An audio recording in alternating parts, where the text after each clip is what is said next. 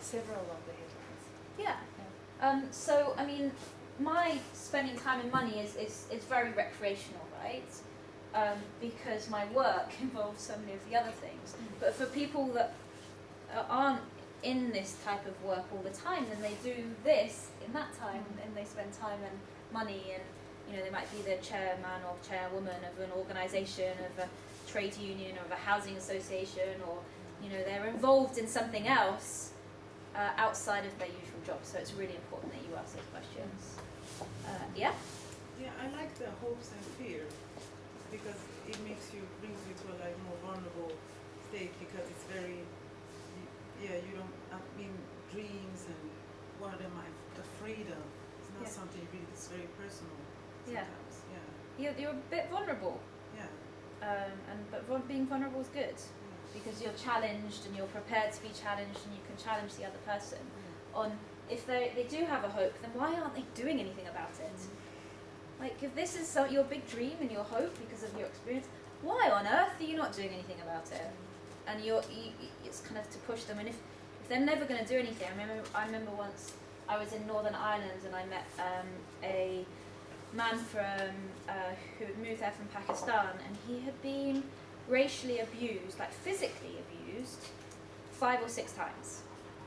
And he had a brick thrown through his window, and he'd been beaten up, and horrific stories. And he was just like, yeah, I just have to accept that that's my life now. So it's like, really? Are you going to put up with that? He was like, yeah. And I was trying and pushing, and he was just like, no, so in the end, I just, he was just going to put up with that, and I couldn't motivate him to do anything about it. But sometimes if you push a little bit more, then you can kind of open up a whole conversation about, well, maybe we need to do this, and maybe that's what we need to do, and challenge agitating people, really. Do you actually ask people what they're angry about? Sometimes it depends on the situation. Like I would never say what makes you angry, or what drives you, straight out like a question. But sometimes I'd say, why does that make you angry? And have you had an experience that has led to that frustration and that anger? But it's kind of deeper on in the conversation or the relationship. And often I try not to agitate, so push people, until I have got a relationship with them. So it might be the next meeting. Because if you push someone too hard in the first meeting, you might lose them. Right? We have this phrase of agitating without a relationship is just irritation. So I don't want to be someone that's just irritating someone all the time. Okay, any other things that maybe you got stuck on that was challenging, that raised some questions about these types of conversations?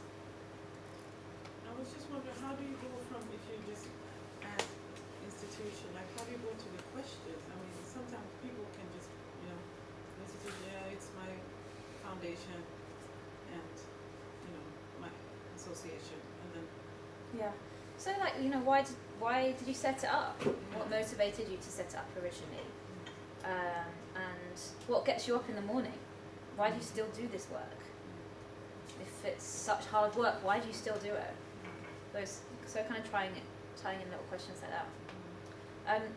Just quickly then, because none of you raised it, this is not counselling.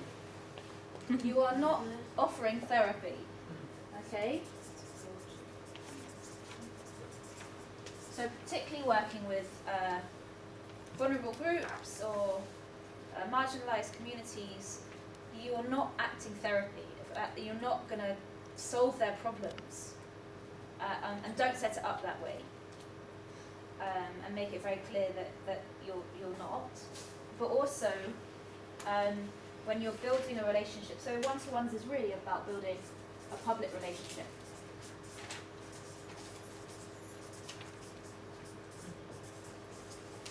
Okay, which encompasses all these things. Public's the key word here. This is not a private relationship. This is not about private situations, private scenarios. Okay, some of these questions, what you do in your spare time, is personal, right? There's a difference between personal and private. and you have to work out that difference for you. So I shared my story about my family, about my stepdad, about my mum, which are personal experiences, okay? But it's personal information that I'm quite happy being out there in the public, because I know that so many other families are going through that too. It's not really private details that might put them at risk, might put me at risk, so be very clear between what's public and what's private.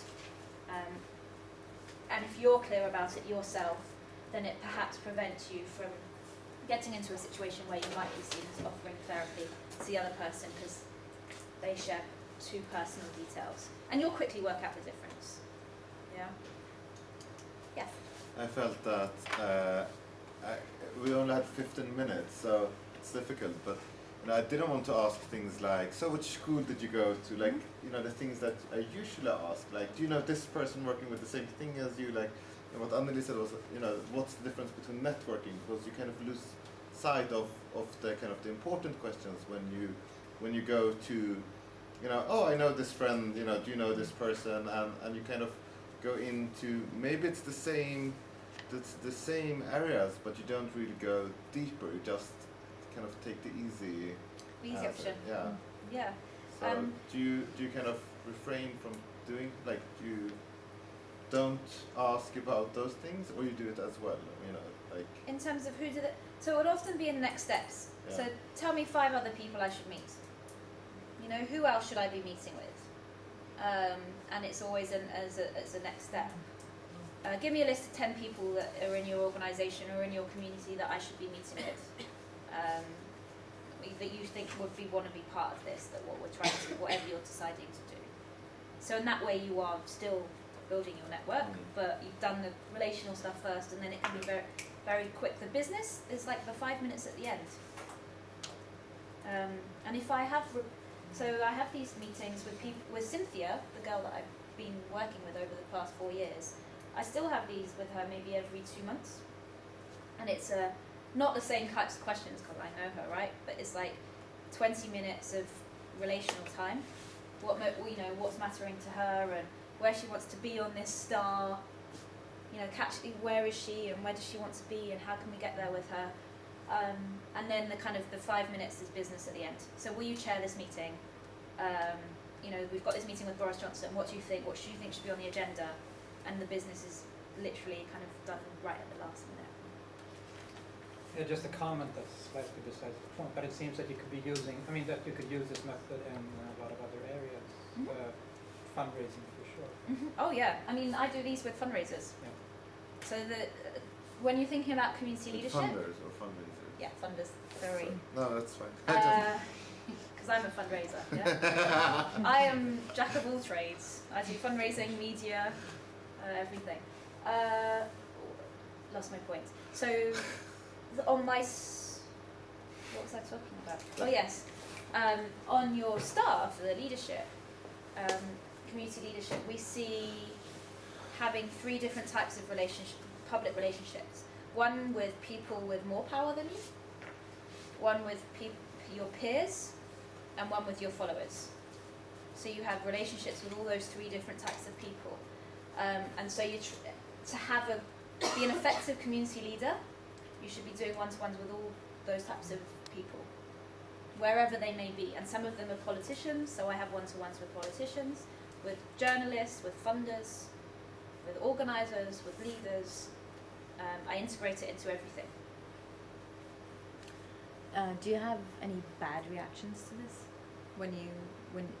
Do people feel pressure to be private if this is a counter-culture kind of model? Sometimes people, you can quickly tell if people don't want to open up, and if they don't, then I'll try a little bit, but then I'll leave it and respect that. And that's when setting the time as kind of 30 minutes is good, because then you can be like, okay, well, I'm going to pull this meeting to a close and leave, because otherwise there's no point meeting them, right? Sometimes it takes a while, though. So if you still, it's kind of taking them on a journey. So sometimes this information is not going to come out in the first meeting. Yeah, this is a couple of meetings, sometimes a couple of meetings worth of work. So sometimes it could just be this that they talk about. If they're within a faith institution, you talk about their faith and what motivated them to be part of the church and why they still belong to the church, and you can kind of focus on one thing. Yeah, you can quickly tell, and I respect that.